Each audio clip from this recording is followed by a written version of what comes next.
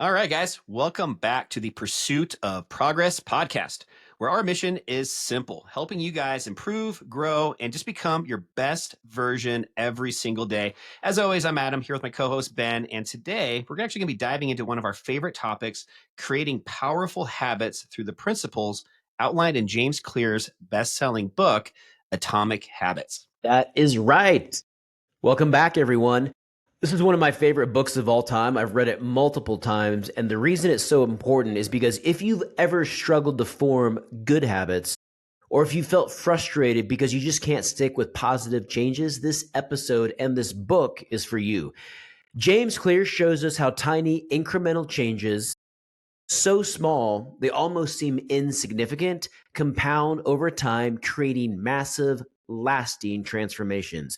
By the end of today's episode, you'll know exactly how to form the habits that stick, break the bad habits, and create a life of continuous improvement, one tiny step at a time.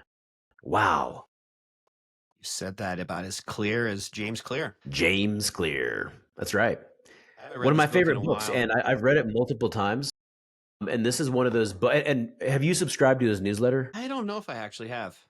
I don't think so. He does a weekly newsletter. It's very brief. It's just, I think he does like a full length monthly newsletter, but he has a Thursday update where he shares 3 quotes, 2 thoughts, and one thing.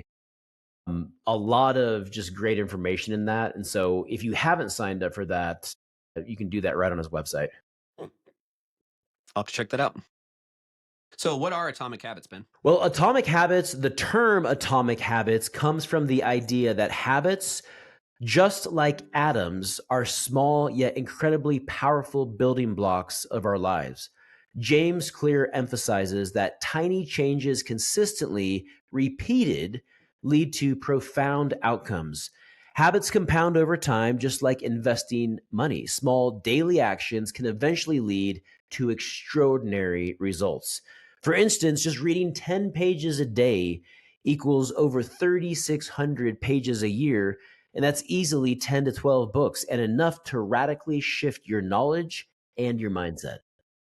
That's awesome. I love just the concept of compound, whether it's compounding interest, just this idea of just, things that at the time, doing it once, doing it twice, doing it a dozen times, you don't really see the growth or the progress, but then you compound that over a month, over a year, over a decade, and wow, that's something that I think is for a lot of people very hard just to kind of continue on for a long period of time without seeing the instant gratification, those results, right away.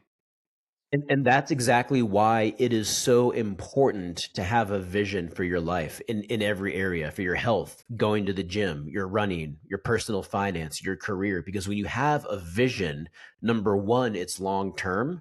It gives you focus. It's easier to say no to those things that don't align with your vision and values.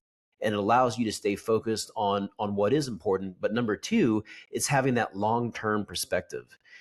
And in this age, in this digital age that we live in, the age of American consumerism, we're all brainwashed to think that whatever we want, we can have it right now. I mean, last night I ordered a picnic set for this summer to where we can go on picnics. It arrived this morning at 7 a.m. I ordered it last night at 7 p.m. You don't even need that for like 2 months. It's at my door 12 hours later. Well, but I'm planning though. I'm excited. And That's I even awesome. got a charcuterie board as well. Ooh, ooh, you got some plaid to put on that grass before you put that basket down, or what? Yeah.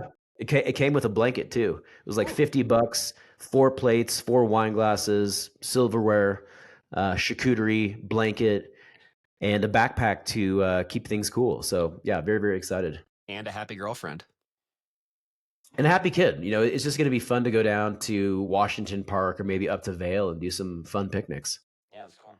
We'll have to get the dogs together and the girlfriends and go on a picnic this summer. I think we leave the dogs at home, but other than that, yeah, I like that idea. Okay. And for those of you that don't know, our producer is Adam's dog, Charlie. We've brought him up in some other episodes. You've probably even seen him in the background. Don't tell Charlie. I'm gonna have to have him as a guest. I'm just having a hard time keeping the headphones on him, but hopefully soon we'll get it figured out. So let's talk about like why atomic habits are so powerful. So we've been talking a little bit about this already, but atomic habits, they work because they remove this overwhelming sense of, I don't know, just frustration for a lot of people. And it just really forces you to focus on consistency. Everybody wants these big results, but big goals often fail because they're just intimidating for a lot of people. And these small habits, they feel easy, they feel doable, they feel satisfying. And because they're achievable, you're a lot more likely to just stay consistent and build that momentum. It's not about the drastic change overnight, it's about those small intentional shifts that over time become second nature. I've heard you share this on the podcast before, and it's that saying that essentially references that most people overestimate what they can do in 1 year, and they underestimate what they can do over the course of 5 or 10 years. And that is exactly what this is all about, especially starting new habits or getting back into the rhythm of a certain habit. I always use the gym. All of us want to be in better shape, and when you're out of shape, the most difficult thing to is just go to the gym because it's so hard. And if you haven't done it, or if you've gained some weight, maybe you've just lost the habit of working out.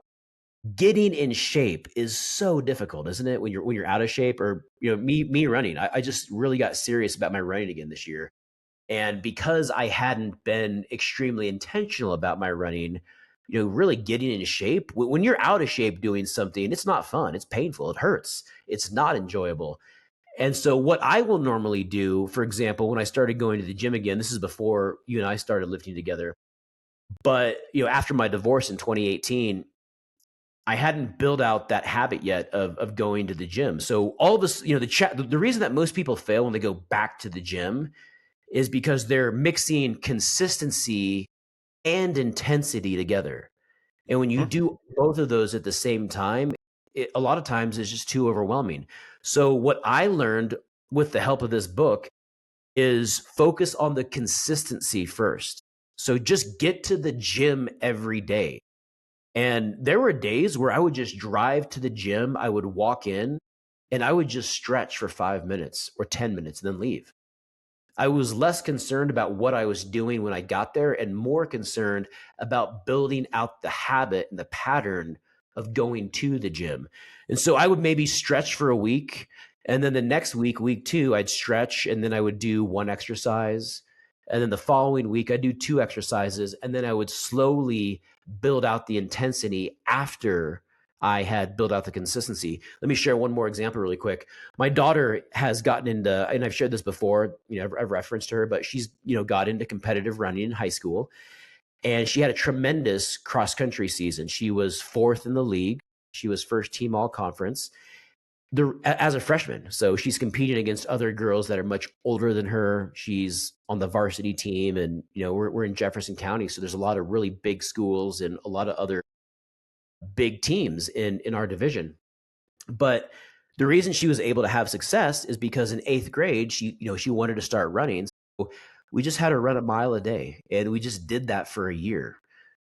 Not challenging, not overwhelming, but she built out the habit of getting out and running every single day, whether she wanted to or not, regardless of what the conditions were, and just building out that consistency. After she did that, we then increased the intensity. And because she had that solid foundation and the consistency already built out, when she added on the intensity, it wasn't that big of a deal. Where other kids who didn't have that, it was completely overwhelming to them.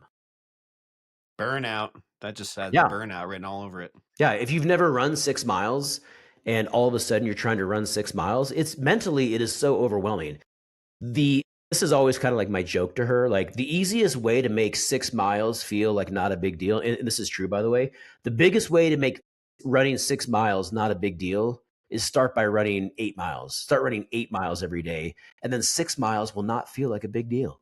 Yeah, I like that.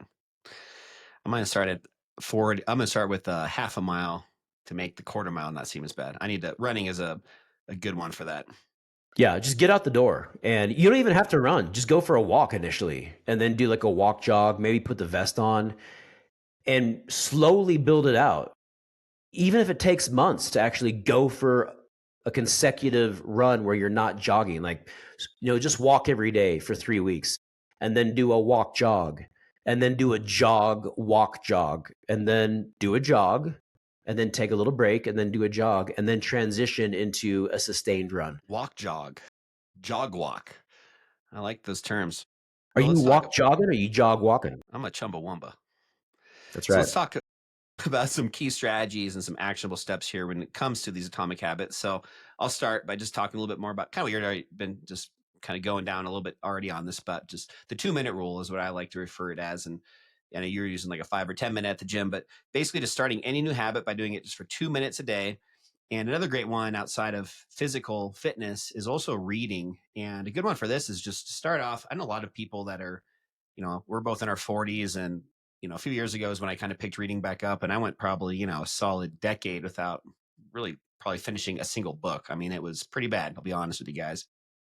And Cover I your can't ears remember. to our listeners. Say again.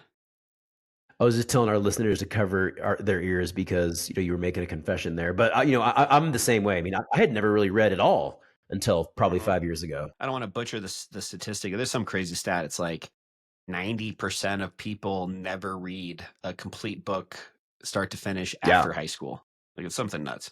and Yeah, but I was anyways. in that category up until about 15 years after high school. I was Mhm. part of that statistic.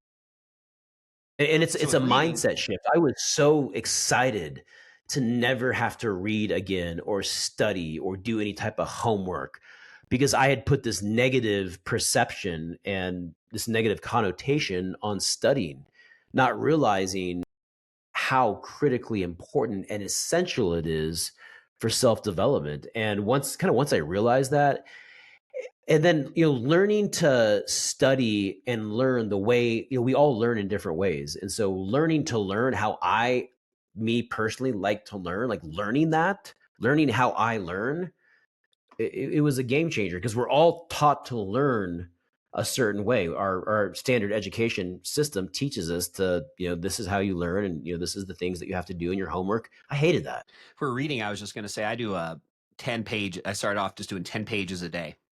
It's just very simple. It's just it's almost more than anything. It's just a mindset thing, because what ends up happening 90% of the time is you end up reading a little bit more than 10 pages. I think by having at least that kind of number in your head, if nothing else, it just kind of gets you to, when you get to 7, 8, 9 pages, you're hopefully at that point kind of getting a little bit more immersed into whatever the content is you're reading. And then you probably end up reading for another 10, 15 pages, or maybe you're getting the groove and you're sitting down for an hour reading. But that 2 minute rule, I think, is really important. Yeah, and it's so rewarding once you do get into that groove where, you know, on the weekends I'll sit down and read 40 or 50 pages at a time. My girlfriend Grace, I mean, she had a goal to read 4 books a month this year. And it might have, it was like a book a week, and through middle of March she's read like 20 books so far. And I'm excited because I'm on book 3 and she's on like book 20. Yeah, I read like 15 books last month. They're boxcar children. They're all about 80 pages, but I've heard you reference that before, the Boxcar Children I love, stuff. that was my favorite book as a kid. Kind of Yeah. girly. I don't know why I'm letting everybody know that, but all right, let's talk about number 2, habit stacking. Ben, I'll let you take the lead on this one. So habit stacking. So habit stacking is when you pair a new habit with an existing habit. Your current habits can serve as triggers for the new ones. So as an example, after you brush your teeth in the morning, which would be an existing habit, you immediately meditate for 2 minutes, which is a new habit. One thing that I started doing is right after we get home from the gym, which was an existing habit for me, I would then transition and go right into my daily devotional where I read my devotional. I pray for 5 minutes and then I do my daily reading. Before I was doing some of that stuff, but it wasn't as consistent. It was a little more sporadic. And now I've used that habit stacking method to do that on a daily basis as soon as I get home from the gym. So as soon as I get home, I'm transitioning right into those other things. And those habits don't necessarily have to align with one another. It could be, maybe and I know it sounds dumb saying a habit is brushing your teeth or taking a shower, but I think over Please, time, like a shower please. is a good example for me, where it's just over time, like I start to just kind of like think through my day in the morning when I'm in my shower and in the shower, and almost like kind of using that as a time to like kind of plan out the day or kind of set some goals for maybe the day or for the week. And it's now at the point where just I think subliminally, when the water hits my head and the shower's on, I just kind of automatically at this point now kind of go there, and it's kind of a habit that no longer needs to be, structured in my head to remember to do it. So that's kind of your creativity time in the shower? Yeah, a little bit. Yeah, that's cool. James Clear talks about that. He's referenced that often, how we are so distracted as a society, notifications, social media, all these things. And the reason that shower time is so important is because it's one of the few times in our day where you are truly unplugged, you know? And so like it's a great time to be creative. Hmm. Never thought about that before, but yeah, you're right. So let's talk about another one, environmental design, kind of, going on with the same idea with this, the shower being an example of an environment, but just making these good habits really easy by shaping the environment that supports them.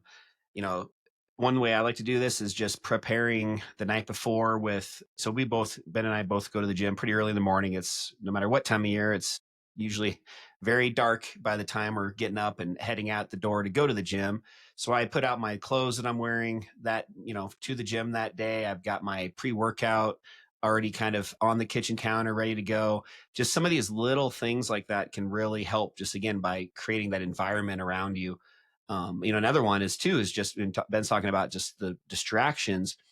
If you're in a work environment where you really want to be productive for an hour, it's something as simple as just taking your phone and either just putting it on do not disturb, or ideally just putting it in a different part of the house, outside of the room, just having that environment, forcing yourself to not have as many distractions. I know, Ben, you've talked about you no longer even keep your phone in the same room as you when you go to sleep at night. That's another great example of this, where you're creating an environment to hopefully put you at higher chances of succeeding with whatever it is you're trying to accomplish. Yeah, and the reason I did that is the more studies I've read up on about sleep hygiene and just getting a quality night's rest, sleep is so important to long-term health, to refreshing your brain. You have to be able to get that REM sleep, and you really all of us really do need 8 hours, but when you the data shows us that when your phone is within 10 feet of where you sleep, people just do not sleep as well because that phone is there and it's a temptation to even go check in the middle of the night just out of habit. I mean, have you ever done that where it's like, you get up at 3 a.m. for whatever reason, your phone's right there, and all of a sudden you're scrolling at 3 a.m. Like, how terrible Yep. is that? Yep. And I don't want my kids to fall in that, and I want to get out of that. So a couple months ago, we bought a docking station for all of our phones. So now we have a family docking station, and everyone has to turn their phone in at 9:30 p.m. The docking station is in a room that's separate from all of our bedrooms. And so we all then go dock our phones at 9:30. There's a charger for everyone's phone. We all have different types of phones. So there's a appropriate adapter for each phone, and our phones sit there on the docking station, charge overnight. And then like you were saying, when I get up in the morning, my phone's ready to go. Now the next step for me is to not even take it off the docking station until I get back from the gym, and then I'm done with my daily reading and doing those other things that are important because I want to be less plugged in. The less plugged in I am, the better. I know you've read this book a couple times, so you know this last one a little bit better than I do. But I know James Clear talks a little bit about this thing called the habit loop. Talk a little bit Yeah. about that. I think that's pretty interesting as well. Yeah, so the habit loop is cue, craving, response, reward. So understanding, this is really important to understanding James's habit loop to create or break certain habits. So the cue is the trigger for behavior. The craving is the motivation behind the behavior. The response is the behavior itself. And then the reward is the benefit reinforcing the behavior. So to kind of give you an example, to build a daily habit of journaling, your cue, set your journal visibly on your desk. So keep your journal. You want to start journaling daily, keep your journal right on your desk. That is your cue. Your craving, anticipate the calm feeling after the journaling. So Envision how calm you feel after you've done the journaling and let that be your craving. Your response, spend 2 minutes journaling. And this is another thing that we have to address when it comes to the new habits. And you did touch on this earlier, but a lot of times these habits, starting a new habit can be so overwhelming. If someone wants to start journaling, they think they have to go write 10 pages in their journal. No, you don't. You don't have to do that. I started a gratitude journal recently, this year in 2025. And literally, I write down 4 things that I'm grateful for each day. And the 4 things are usually on one line and they consist of 4 or 5 words. And that's all that it is. But now that I'm doing that every single day, it probably takes less than a minute to write those 4 things down. That's now how I start my day off, is by writing down things I'm thankful for. I feel like my world has changed. I feel so, I have teenagers, so I have problems, I have challenges. This work environment that we're going through, it's been challenging. That's just the reality. So the challenges are real, but the fact that I've been focusing on gratitude and writing those things down, I feel so blessed. I mean, I feel the most blessed I've ever felt my entire life, even though I probably have more problems and challenges than I've ever had. So don't overwhelm yourself with the response. A lot of times it can be very brief, especially when you're building out the new habit. And then let your reward be enjoying that moment of clarity or peace. Allow that to reinforce your behavior. So every day when I write down those things, I just take a minute to reflect on what the things that I'm thankful for. Can I share a quick story for you? So the first night I got into Kansas City a couple of weeks ago and I was out there, I wrote down in my gratitude journal that I was thankful that I didn't get shot the night before. And I was being like 100% legit. Now let me tell you why. I drove to Kansas City. It's about a 555-mile commute, probably closer to 600. So it's about 600. My brother and I, we got an Airbnb in downtown Kansas City, so an urban area. And in most urban areas, they're just not as safe as suburbs. It's just the reality. And, Denver's that way. Most big cities are that way. So I knew that. I knew that it wasn't going to be as safe, but I didn't mind. Neither one of us did, because the place that we were staying was within walking distance of the sports arena. And so I'm pulling up to the Airbnb. I have the address plugged in and pull up to the Airbnb. GPS says you've arrived. You've arrived at your destination. I look at the house. It matches what's on the listing. I can see that the host left the light on for me. I can see right from the street the keypad on the entry. I can see the Ring cameras that the host referenced in the welcoming message. And so I pull right into the driveway, get out of the car, enter the keypad, enter the access code of the keypad. It doesn't work. I then contact the host, and she says it's the last four of the person that made the reservation. So in this case, that would be my brother's wife. So I enter her phone number. That doesn't work. I then call her right on the porch there, and she says, "Oh, I'm so sorry. I forgot to tell you this, but we have the account registered under Jordan's phone number, not mine. Even though it's my account, it's still Jordan's phone number." So I then enter Jordan's phone number to try and get into this Airbnb. That doesn't work. And so I try it again. It's still not working. And then this, like, I've entered the code wrong so many times that this thing is like now buzzing at me and it's like going off. And so I then walk around the side of the house and there's another Ring camera. A light comes on. I'm like making calls. And keep in mind, this is at 11 p.m. at night. There's not another person up. It's at 11 p.m. at night. And this would be the equivalent of a house like in like right off Colfax in Denver, like some, like, kind of like, let that be your visual.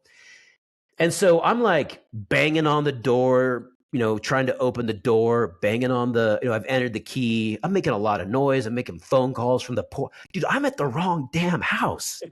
Someone lives there. I am at the wrong house. And so after I was like, "Where's the house number?" She's like, "It's on the mailbox to the left of the door." And I looked to the left. There's no mailbox. I was like, "Oh my God, dude, I'm at the wrong effing house." Did you tell her that? Yeah, I mean, I was like, you know what? I think I'm at the wrong house. And then I kind of panicked, dude, because I was like, dude, there's someone here.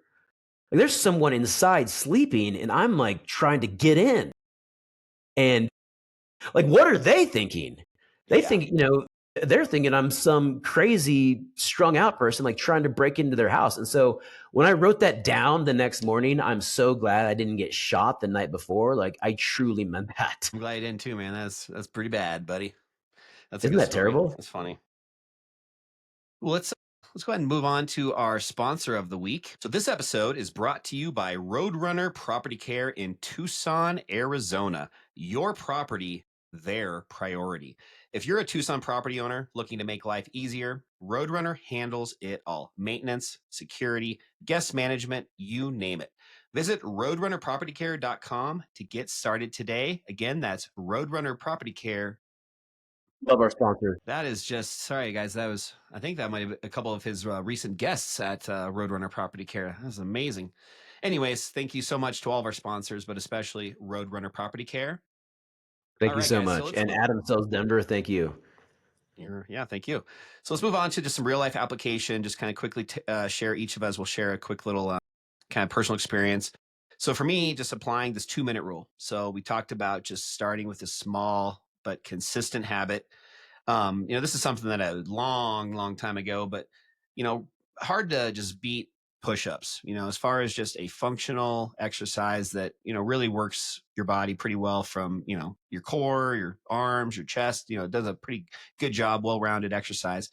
Maybe it was probably 15 years ago at this point, but I didn't have a gym membership at the time. And I just bought a pair of the perfect push-up. Do you remember those things where you kind of like hold on to these little like handheld things on the floor and it kind of like rotates when you do the push-up?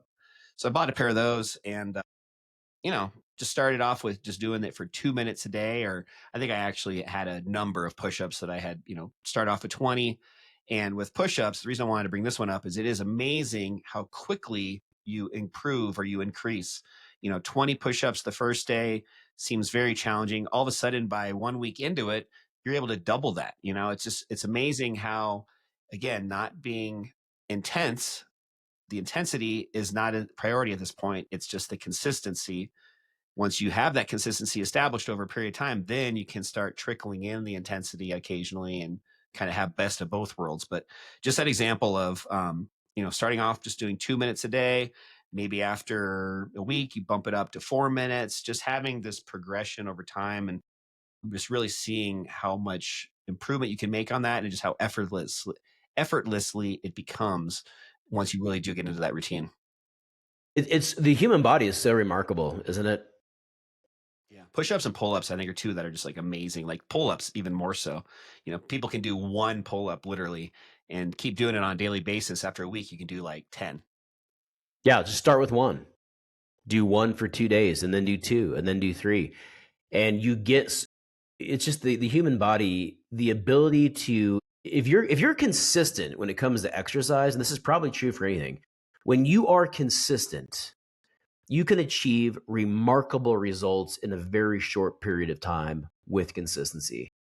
And even if you are someone who is out of shape, overweight, maybe you've never even worked out before in your life, if you get consistent and you build that out, you can get in the best shape of your life very quick. And it's so motivating and encouraging to see the results.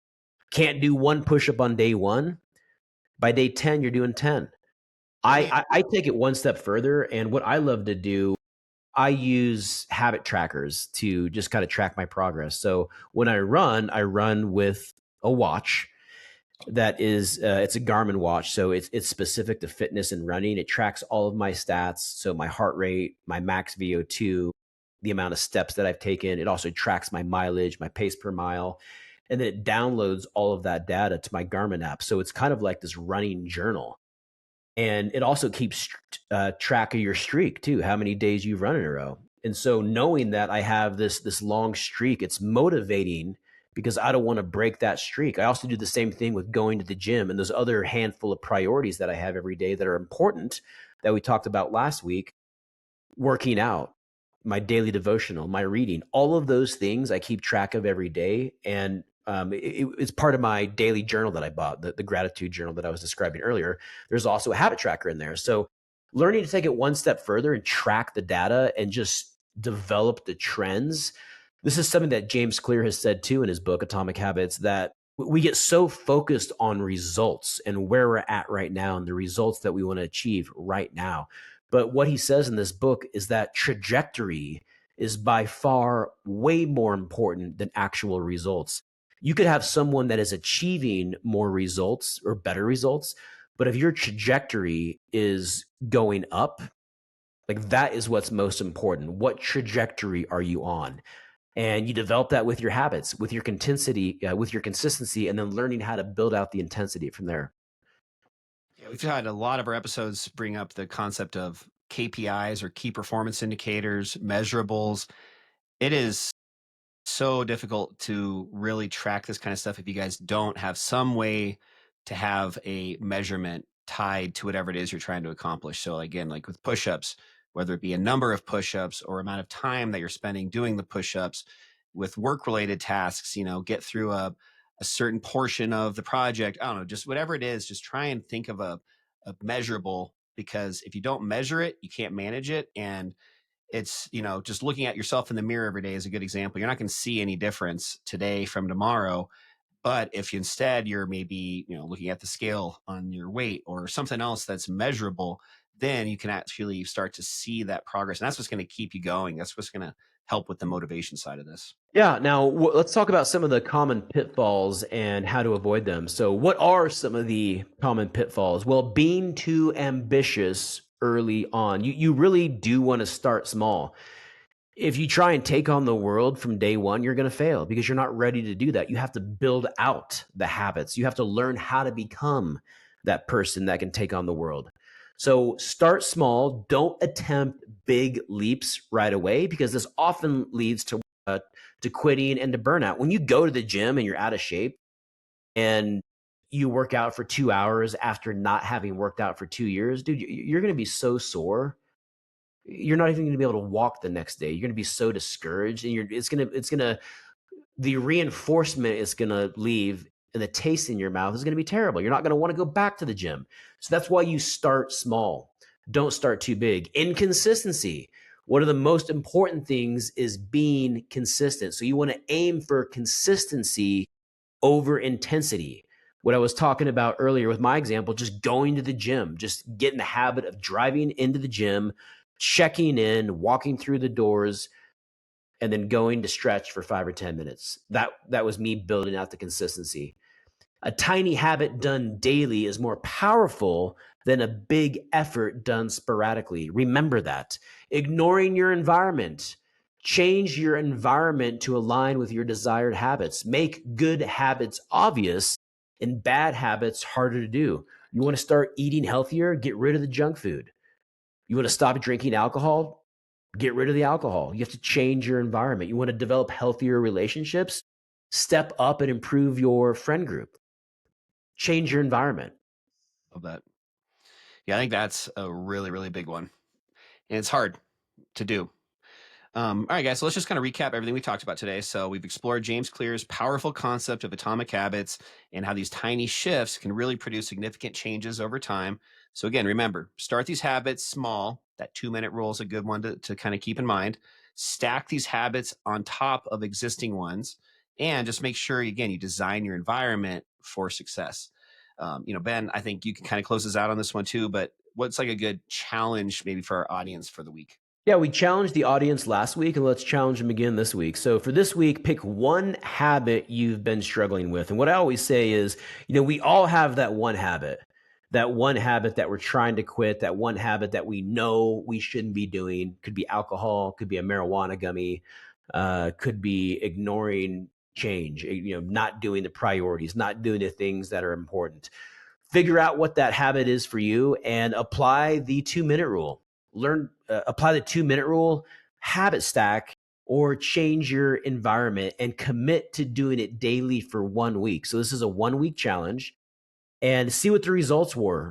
Notice what the momentum is, the momentum that you develop, and see the change that follows. All right, guys. Well, if today's episode inspired you, please share again with somebody that could maybe benefit from this. Subscribe to our podcast, share the show, and just leave us a review, guys. It really does help. And as always, just keep pushing forward, pursuing your own progress, whatever that might be. And we're always here to grow together. So let's try and build up a community here, you guys. Leave a comment on the show, reach out to either of us with a direct message. We'd love just to engage with you and just learn a little bit more about maybe what value you're getting from some of these episodes. If you have any ideas for future episodes or potentially want to be a guest in season two, we'd love the opportunity to connect with you guys. So please do so. And for Ben Adams, my name is Adam Lang, and we are closing this one out. Have a positive and productive week ahead. This is the Pursuit of Progress podcast. We'll see you guys. Love you guys.